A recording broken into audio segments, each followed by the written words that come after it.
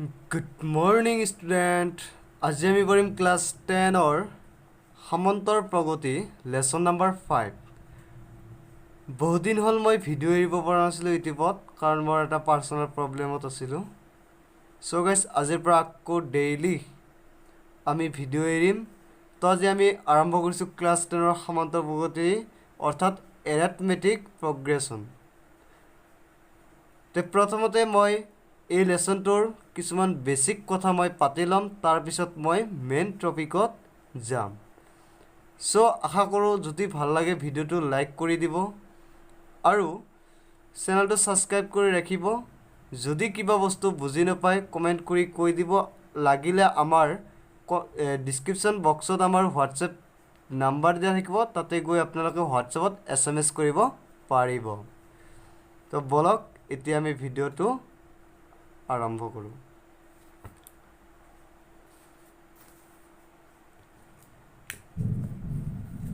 তো প্ৰথম কথাটো হৈছে কি আমি জানিব লাগিব এটা বস্তু কি যে সামন্তৰ প্ৰগতি কি। সামন্তৰ প্ৰগতি কি? সামন্তৰ প্ৰগতি কি? প্ৰথম প্ৰশ্নটো হৈছে এইটো, সামন্তৰ প্ৰগতি কি? যি গতিকে আমি যেটো লেসন পঢ়িম আমি সেইটোতো বুজিব লাগিব, তেতিয়াহে আমাৰ চেনেলটো মানে আমাৰ যেটো বস্তুৰ ওপৰত আমি কথা পাতিম সেইটো আমাৰ বহুত সহজ হৈ যাব। সো সামন্তৰ প্ৰগতি কি? ধৰি লোৱা হওক আমি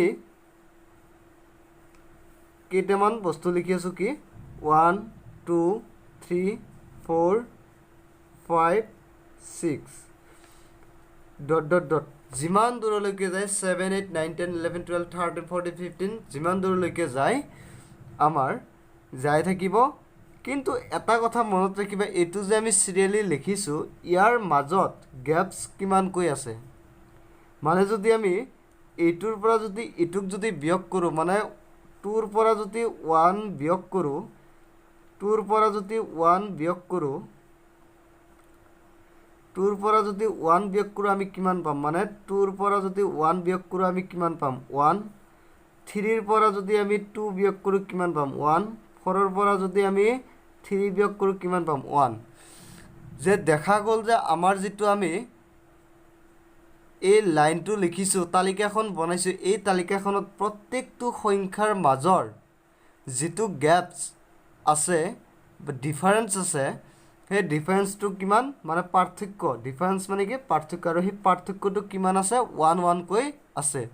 সো যদি আমাৰ প্ৰত্যেকটোৰে 1 1 কৈ আছে, দেখা গ'ল যে 1 1 কৈ আছে।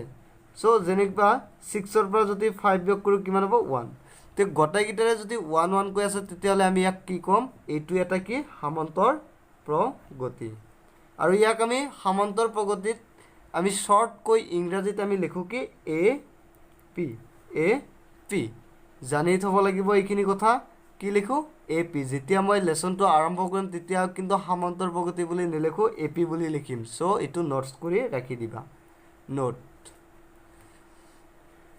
তাৰ পিছৰ কথাটো হৈছে কি এইটো লেসনত আমাক যেনিবা আৰু এটা মই উদাহৰণ লৈছো কি সামন্তৰ প্ৰগতিৰ আৰু এটা উদাহৰণ লৈছো। যেনিবা আমি লিখিছো 100, তাৰ পিছত লিখিছো কি 100, তাৰ পিছত লিখিছো 105, তাৰ পিছত লিখিছো 110, তাৰ পিছত লিখিছো আমি 115। সো আমি 100 105 110 115 এইকেইটাক আমি চেক কৰিম কি এই 105 ৰ পৰা আমি 100ক 105 ৰ পৰা আমি 100ক বিয়োগ কৰিলে কিমান পোৱা যাব? 5। 110 ৰ পৰা আমি যদি 105ক বিয়োগ কৰো কিমান পোৱা যাব?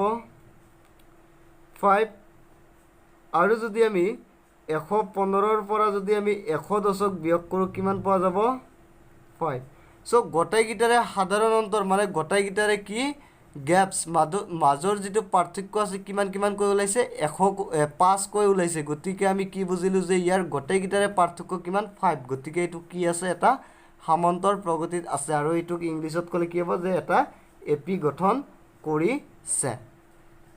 সো গাইজ সামন্তৰ প্ৰগতি কি আশা কৰোঁ সকলোৱে বুজি পাইছে যদি বুজি পোৱা নাই এতিয়াই আমাৰ ডিছক্ৰিপশ্যন বক্সত কণ্টেক্ট নাম্বাৰ আছে কণ্টেক্ট কৰক আৰু বিশেষ তথ্য জানি লওক তাৰপিছত আৰু এটা আছে আমাৰ কি জানিবলগীয়া কথা এইটো লেচনত এটাই সূত্ৰ ইউজ হ'ব যেটো এক্সাৰসাইজ 5.2 বাবে আমাৰ এটা সূত্ৰ ইউজ হ'ব বেছি সূত্ৰ ইউজ নহয় এটা সূত্ৰ ইউজ কৰি আমি সেই গোটেই এক্সাৰসাইজটো কৰিব পাৰিম হেতু সূত্ৰটো আমি পিছত দিম তাৰ আগতে আৰু এটা কথা কৈ লম কি যেটো আমি পাৰ্থক্য চালো এটা সমান্তৰ প্ৰগতিৰ পাৰ্থক্য চালো মানে আমি এতিয়া কৈ দিব পাৰিম যে বস্তু এটা সমান্তৰ প্ৰগতিত আছে নে নাই হেতু আমি কেনেকৈ কম হেতু সেম একে তৰিকা যে এপি গঠন কৰিছে নে নাই গঠন কৰিছে নে নাই এপি গঠন কৰিছে নে নাই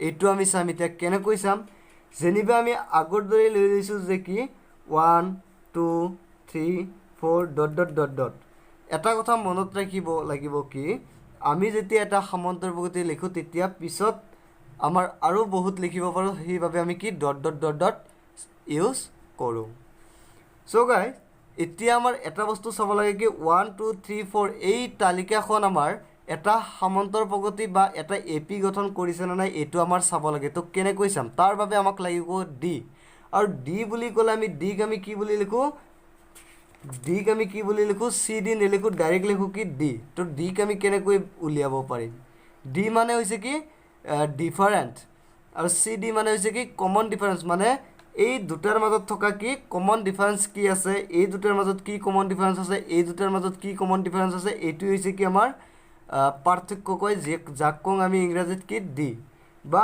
অসমীয়াত ক'লে কি ক'ব সাধাৰণ অন্তৰ সাধাৰণ অন্তৰ সাধাৰণ অন্তৰক আমি ইংৰাজীত কি লিখো ডাইৰেক্ট লিখো ডি বুলি সাধাৰণ অন্তৰক আমি ইংৰাজীত ডাইৰেক্ট লিখো কি ডি সো আমি এতিয়া চাম যে এইটো তথ্য আমাৰ এটা এপি গঠন কৰিছে না নাই এপি গঠন কৰিছে না নাই বুলি যেতিয়া কয় তেতিয়া আমাৰ কি এটাই কাম আছে কি ডি উলিয়াই চাব লাগে যদি ডি প্ৰত্যেকটোৰ মাজৰ যদি ডি একে সমান হয় তেতিয়া হলে হেতু কি এটা এপি গঠন কৰিছে সো আমি কেনেকৈ চাম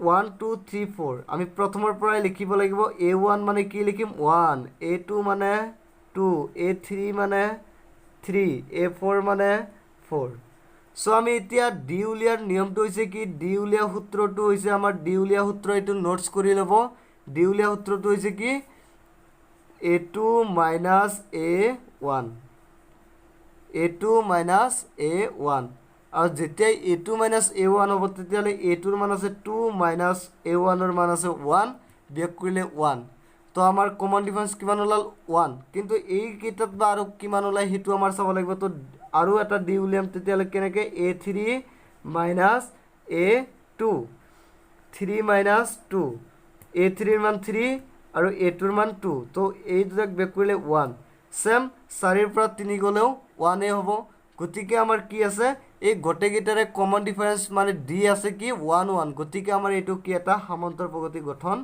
কৰিছে সো গাইস আশা কৰো আমাৰ এই বেসিক লেকচাৰখিনি আপোনালোকৰ পছন্দ হৈছে সো এতিয়া আমি ইয়াৰ পৰা এটা সাধাৰণকৈ এটা এক্সাৰসাইজ কৰিম বা এটা এক্সাম্পল কৰিম যাতে বিশেষকৈ সকলোৱে বুজি পায় আৰু এইখিনিতে আমাৰ এই প্ৰথম লেকচাৰটো সামৰণি মাৰিম সো এটা আমি এতিয়া এই তালিকাখনে সমান্তৰ প্ৰগতি গঠন কৰিছে তালিকাখন কি দিছে 4 10 16 22 ডট ডট ডট এই তালিকাখনে সমান্তৰ প্ৰগতি গঠন কৰিছে না নাই আশা কৰো সকলো উলিয়াব পাৰিবা তথাপিও মই সলভটো কৰি দিছো যেনেকৈ মই কমন ডিফাৰেন্স উলিয়া শিকালো ডি উলিয়া শিকালো সেই ডিৰ সূত্ৰ ব্যৱহাৰ কৰি এটোক আমি উলিয়াব লাগিব যেনিবা প্ৰথমতে আমি ইয়াত লিখি ল'ব লাগিব কি ইয়াত সলভ ইয়াত a1 কিমান দিছে 4 a2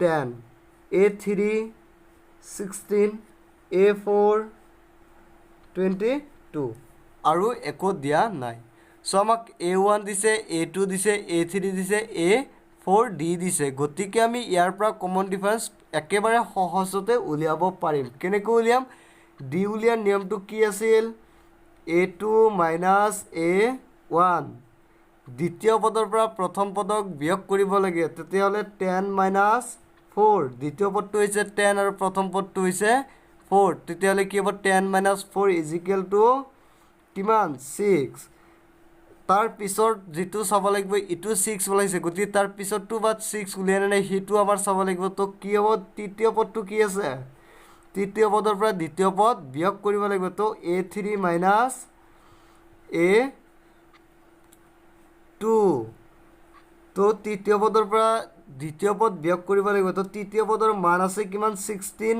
মাইনাছ দ্বিতীয় পদৰ মান আছে 10 সো বিয়োগ কৰিলে হ'ব কিমান 6 এটো মিলি গল এতিয়া চতুৰ্থ পদটোৰ লগত মিলে নাই হিটো আমাৰ চাব লাগিব তো চতুৰ্থ পদটোত কি আছে a4 minus a3 is equal two কি হ'ব a4 ৰ মান আছে 22 মাইনাছ a3 ৰ মান আছে 16 ইজিকেল টু এই দুটাক যদি বিয়োগ কৰা হয় কিমান ওলাব 6 তো চাই আছে এটোৰ মানো 6 এটোও 6 এটোও 6 গটাইকিটাই যদি 6 ওলাইছে সো আমি ইয়াক ডাইৰেক্টলি ক'ব পাৰো কি জি গতিকে যে যেহেতু প্ৰত্যেকটোৰে কমন ডিফাৰেন্স 6 গতিকে এইটো এটা এপি গঠন কৰিছে ইয়াৰ লিখিব পাৰো কি ইয়াৰ প্ৰত্যেকটোৰে ইয়াৰ সাধাৰণ অন্তৰ কিমান ইয়াৰ সাধাৰণ অন্তৰ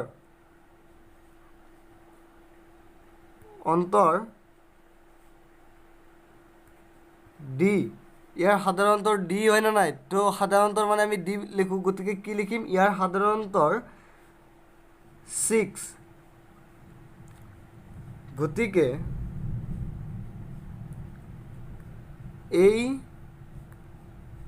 তালিকাখনে সমান্তৰ প্ৰগতি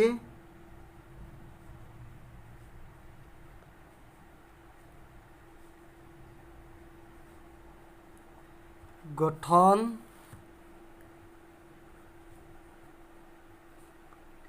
কৰিছে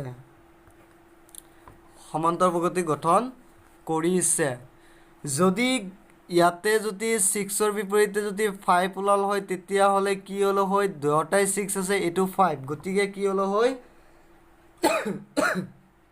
এটো এটা কি সমান্তৰ প্ৰগতি গঠন নকৰিলে হয় কিয়নো যদি এটা সমান্তৰ প্ৰগতি গঠন কৰিবলৈ হয় প্ৰত্যেকটোৰে কমন ডিফাৰেন্স অৰ্থাৎ সাধাৰণ অন্তৰ একেই হ'ব লাগিব যদি ভিন্ন ভিন্ন হয় তেতিয়া হলে এটো কি সমান্তৰ প্ৰগতি গঠন নকৰে সো আশা কৰো সকলে ভিডিওটো বুজি পাইছে আৰু যদি কিবা বুজি নাপায় ডেসক্ৰিপচন বক্সত যাই আমাৰ কন্টাক্ট নম্বৰত কল কৰিলে আমি নিশ্চয় বুজাই দিম নেক্সট ভিডিওৰ লিংক আপোনালোকে ডেসক্ৰিপচন বক্সতো পাব অৰ্থাৎ আমাৰ চেনেলটো সাবস্ক্ৰাইব কৰি ৰাখিব নেক্সট ভিডিও আমি পৰৱৰ্তী দিনত আগবঢ়াই দিম জয় হিন্দ